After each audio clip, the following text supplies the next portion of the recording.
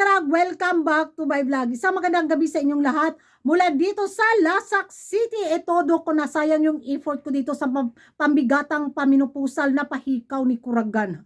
Laban na laban kaayo tayo for tonight's vlog mga karag-karag dahil eto na nga, pakakabugba tayo sa official photoshoot ng pa-swimsuit ng mga kandidata sa Miss Universe Philippines 2024 na kung saan syakit galore si Kuragan. Grabe ka mga sexy nila mga karag-karag. Mga puti kaayo silag mga bugan. Doon talaga una ako nakatingin, kala kaputi o bugan. yung mga kandidatang patagilid lang, hindi masyadong showing yung katawan nila, pero yung mga kandidatang harap talaga na limpyo kaayo silag bugan. Very impressive. Yun lang yung magiging Ponteria reaction ko. Pero eto na mga karag-karag. So habang tinitingnan ko nga kanina yung ano nila, official swimsuit photoshoot nila sa MUPH 2024, nako thumbs up talaga sa mga kandidatang kumabog. Grabe na pa-wow talaga ako sa kanilang ano bitaw, pa-post, tapos sa kanilang mga ganda at sa kanilang kaseksihan. Wala luya ang kalag ni Kuragan. So, nagtanong ako dito mga karag-karag sa mga tambay sa Lasak Boy sa Lasak City kung sino yung kandidatang natipuhan nila sa kanilang sa mga picture bitaw. So, panoorin ninyo ito. Grabe mo gaganda, pero mas bet ko talaga si Bantayan na yun. Wow. Scroll mo pa dyan, meron pa. Check mo lahat. Teka lang. Baka may mas maganda pa sa kanya. Tingnan natin. Davao. Wala, si Davao. Ito din maganda dito. Ano, taga saan? Si Patricia Anong taga? Hawaii. Hawaii? Half vampira? Half vampira? Sino pa? Hawaii.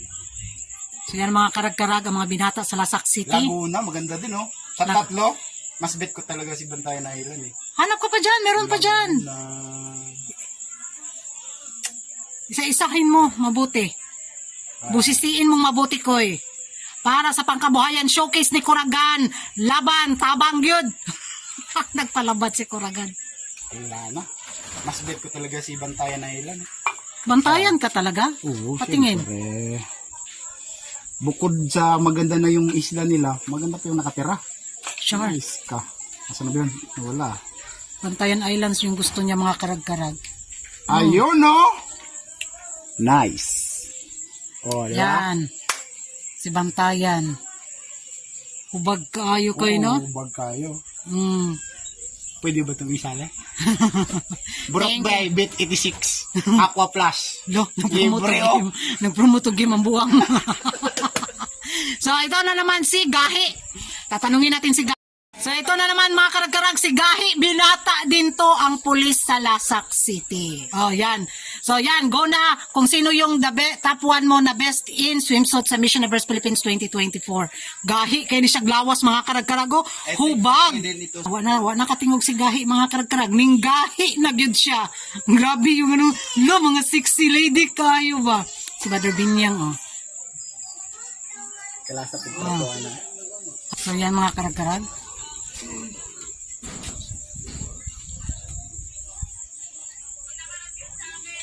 Nalito na si Gahi. Ito bet ko si Bukidnon. Di ba?